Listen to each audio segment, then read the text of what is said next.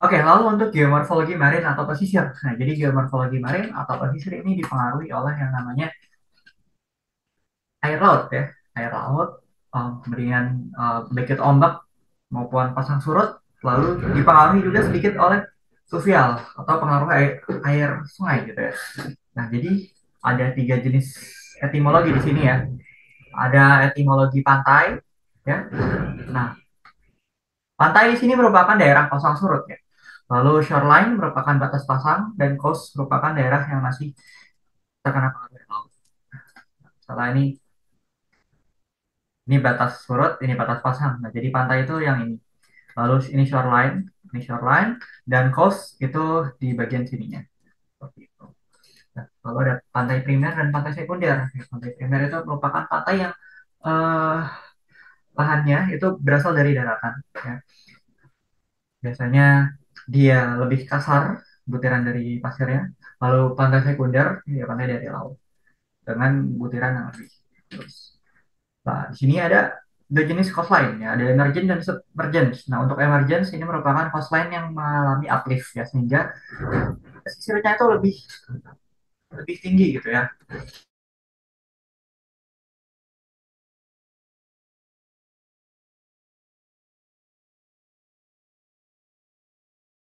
Nah, jadi contohnya ini ya karena dia mengalami uplift, eh, dia lebih tinggi di antara lautnya gitu ya. Contohnya dari California. Lalu ada submergent shorelines di mana si shoreline-nya ini seperti tenggelam ya. Karena contohnya Area Coast ya itu dia dulunya merupakan lembah sungai yang kemudian dia tenggelam. Lalu Fjord Coast dia merupakan lembah glacier yang kemudian tenggelam. Untuk contohnya ya, nah ini merupakan Area Coast ya. Nah, jadi ini dulunya merupakan lembah sungai ya.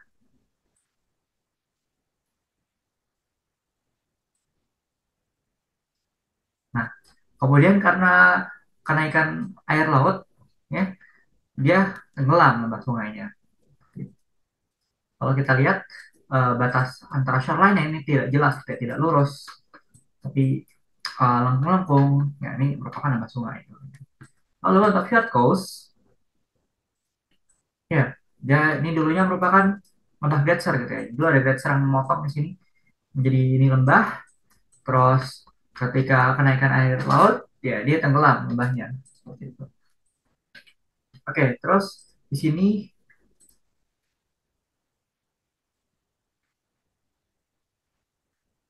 ini ada jenis-jenis kenampakan alam di suatu pesisir gitu ya.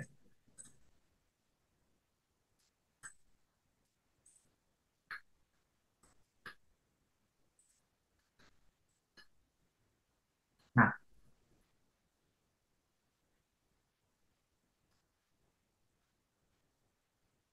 nah, jadi ini jadi ini headland ya atau tanjung gitu.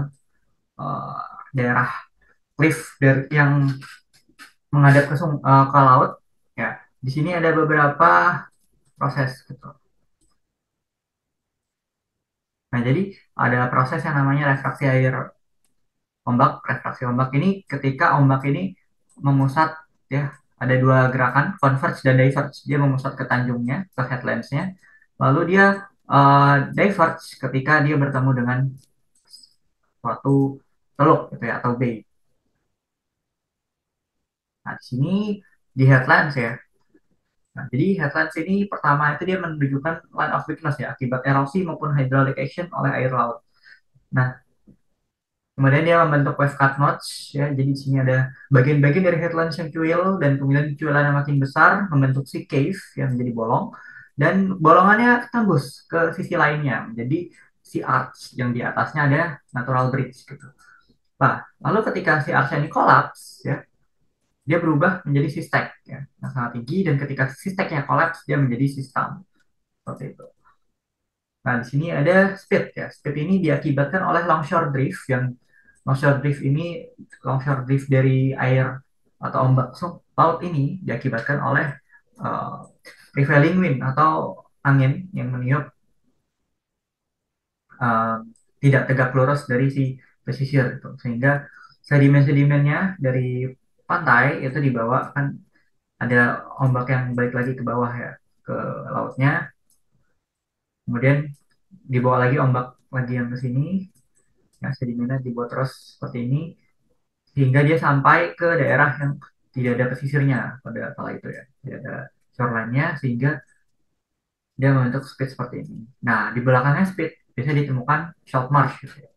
Karena daerah sini lebih rendah dan bisa ditumbuhi oleh beberapa vegetasi gitu ya. Lalu ada yang namanya riparian. Nah, riparian ini merupakan aliran ombak ya atau arus laut yang mengembalikan ombak gitu kan. Ombak dia ke sini gitu kan, ke arah si pesisir atau pantai. Nah, kemudian ombak tersebut balik melalui Cape Current ini, arus balik.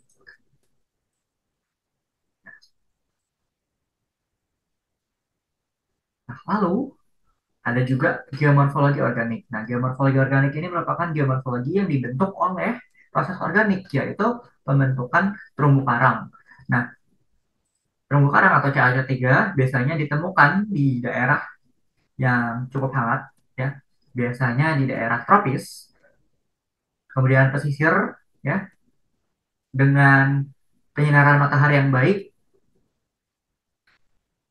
dan kurangnya input sedimen. Kenapa kurang input sedimen? Karena ketika sedimennya terlalu banyak ya yang terdeposisi di dasar laut, maka itu akan menghambat pertumbuhan si terumbu karang ini. Nah, jadi terumbu karang itu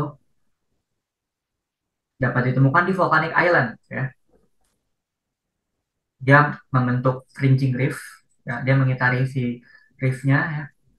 Lalu ketika si volcanic islandnya sudah erupsi, terus dia mengalami subsidensi, nah si terumbu karang berubah menjadi barrier reef, ya. Dia menghalangi suatu pulau gitu ya. Dia menjadi barrier agar untuk satu pulau. Nah, lalu ketika barrier reefnya sudah tidak ada, dia berubah menjadi atol, ya.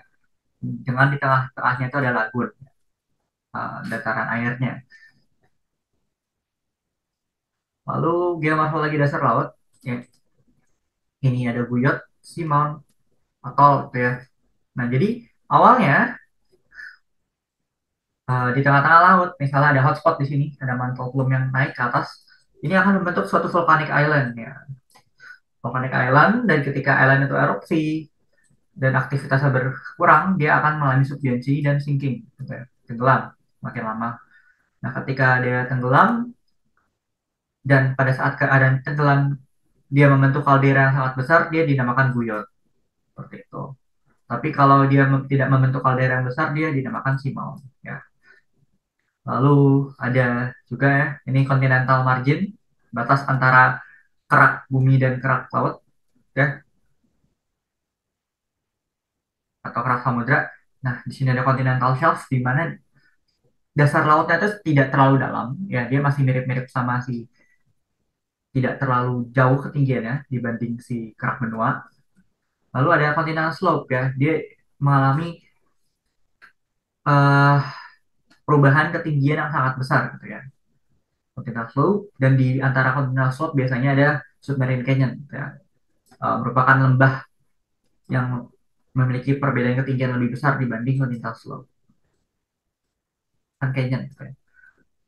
Lalu ada continental rise ya di mana si abyssal plain atau dataran dataran laut yang paling rendah itu mengalami kenaikan ini continental rise. Lalu ada juga yang mid ocean ridge yang dibahas karena proses divergen dari suatu lempeng, ya.